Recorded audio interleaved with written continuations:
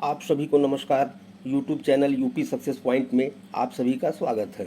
जैसा कि कुछ अभ्यर्थियों के कमेंट्स आए हैं और वे लोग जानना चाहते हैं कि रिजल्ट आने के बाद आखिर डॉक्यूमेंट्स वेरिफिकेशन की प्रक्रिया कब से शुरू होने वाली है और ये एक्टिविटी कहाँ संपादित किया जाएगा। कहीं 5000 संविदा एनएम की भर्ती की तरह यूपी के सभी 75 जिलों में तो नहीं इसका आयोजन होने वाला है। इसके अलावा कुछ लोगों ने यह भी जानने की इच्छा जाहिर किया है कि पेपर वेरिफिकेशन में कौन कौन से डॉक्यूमेंट्स इकट्ठा करने की ज़रूरत होगी। कुछ अभ्यर्थी तो यह भी जानना चाहते हैं कि डीबी प्रक्रिया के बाद क्या फाइनल मेरिट जाने की संभावना रहेगी। तो चलिए एक एक करके सभी डाउट्स को क्लियर कर लेते हैं ताकि कोई कन्फ्यूजन की स्थिति न रह जाए। तो सबसे पहले आप सभी को बता देना चाहता हूं कि मैंने लगभग एक सप्ताह पहले के एक वीडियो में स्पष्ट रूप से बता दिया था कि रिजल्ट आने के लगभग 12 से 15 दिनों बाद पेपर वेरिफिकेशन की प्रक्रिया शुरू होगी। अब चूँकि 26 मई को मुख्य परीक्षा का रिजल्ट आ चुका है, तो इसके 12 से 15 दिनों बाद यानी 8 से 10 जून के आसपास डॉक्यूमेंट्स वेरिफिकेशन की प्रक्रिया आरंभ होगी और ये प्रक्रिया लगभग 1 महीने चलेगी, क्योंकि 17,500 से अधिक अभ्यर्थियों का पेपर वेरिफिकेशन होना है, तो इसमें समय लगना ही लगना है। और ये वेरिफिकेशन की प्रक्रिया लखनऊ में या तो आयोग के कार्यालय में या आयोग जहां इसकी व्यवस्था करता है वहां पे संपन्न होगा। तो पेपर वेरिफिकेशन की प्रक्रिया लखनऊ में ही संपादित होनी है, न कि 5000 संविदा एनएम की तरह प्रदेश के विभिन्न जिलों में। डॉक्यूमेंट्स वेरिफिकेशन में कौन कौन से पेपर की आवश्यकता होगी, इस पर मैंने पिछले 2 वीडियो में काफ़ी विस्तार से बता दिया था। फिर भी चलिए एक बार और देख लेते हैं कि कौन कौन से पेपर वहाँ चेक किए जाने होंगे। तो ये है पेपर की पूरी लिस्ट, कौन कौन से पेपर आपको वहाँ पे दिखाने की ज़रूरत पड़ेगी। तो हाई स्कूल की मार्कशीट और सर्टिफिकेट, क्योंकि इससे आपका एज डिसाइड होगा, आपकी उम्र कितनी है वो डिसाइड होगा, इसलिए इस पेपर की वहाँ आवश्यकता होगी। इसके अलावा इंटरमीडिएट की मार्कशीट और सर्टिफिकेट भी रहना चाहिए।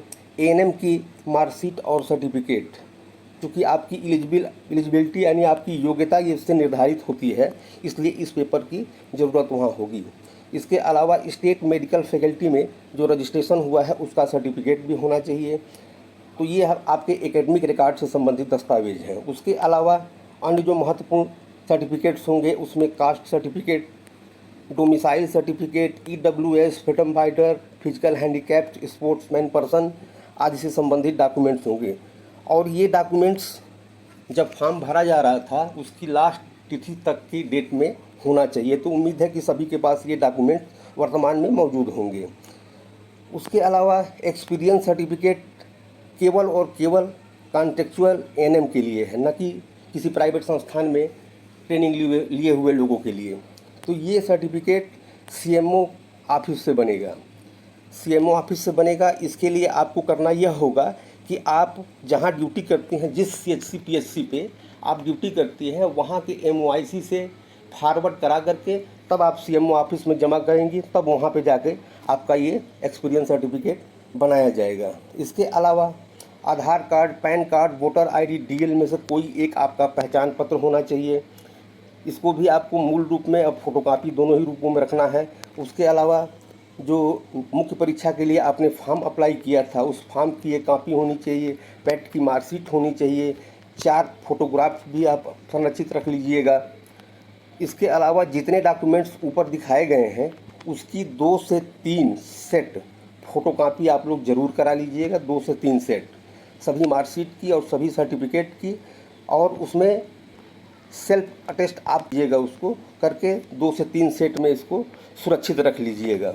अलावा उत्तर प्रदेश लोक सेवा आयोग ने 2 सेट में कैरेक्टर सर्टिफिकेट भी मांगा था, तो इसको भी आप लोग 2 अलग अलग अधिकारियों से, राजपत्रित अधिकारियों से इसको बनवा लीजिएगा। और फिर कहीं भी नाम में, पिता के नाम में, माताजी के नाम में, पता में या अन्य किसी भी प्रकार की कोई कमी रह जाती है तो 10 रुपये के एफिडेविट में उसका उल्लेख करके एक नोटरी और बयान हल्फी अपने पास सुरक्षित रख लीजिएगा। तो ये पूरे डॉक्यूमेंट्स की लिस्ट है, इसी हिसाब से आप लोग बिल्कुल सिस्टम में तैयार कर लीजिएगा। एक अन्य डाउट्स की डीबी प्रक्रिया के बाद फाइनल मेरिट कितनी जाने की संभावना रहेगी, तो इसके बारे में बता दूं कि जितनी मेरिट जाने की चर्चा आजकल चल रही है उससे भी काफ़ी कम मेरिट रहने की संभावना है। कारण यह कि पेपर वेरिफिकेशन प्रक्रिया में भी काफ़ी संख्या में लोग छटेंगे ही। ज़्यादा डिटेल में ना जाते हुए एक सर्वे के आधार पर जो मेरिट की रूपरेखा बनने की स्थिति दिखाई दे रही है उसको चलिए हम लोग संक्षेप में देख लेते हैं। तो यही आपकी जो है मेरिट जाने की संभावना रहेगी। ये डॉक्यूमेंट्स वेरिफिकेशन प्रक्रिया के बाद की स्थिति होगी। इसको आप लोग कायदे से देख लीजिए। जनरल की क्या जाएगी, ईडब्ल्यूएस की क्या जाएगी, ओबीसी की क्या जाएगी, एससी, एसटी और freedom fighter, physical handicapped, sportsman वगैरह वगैरह सबकी जो है मेरिट इसी के आसपास जाने की संभावना रहेगी। तो फाइनल मेरिट कुल मिलाकर के इसी आंकड़े के इर्द गिर्द रहने की स्थिति बन रही है। तो आज के लिए बस इतना ही। अंत में अनंत शुभकामनाओं के साथ आप सभी को नमस्कार।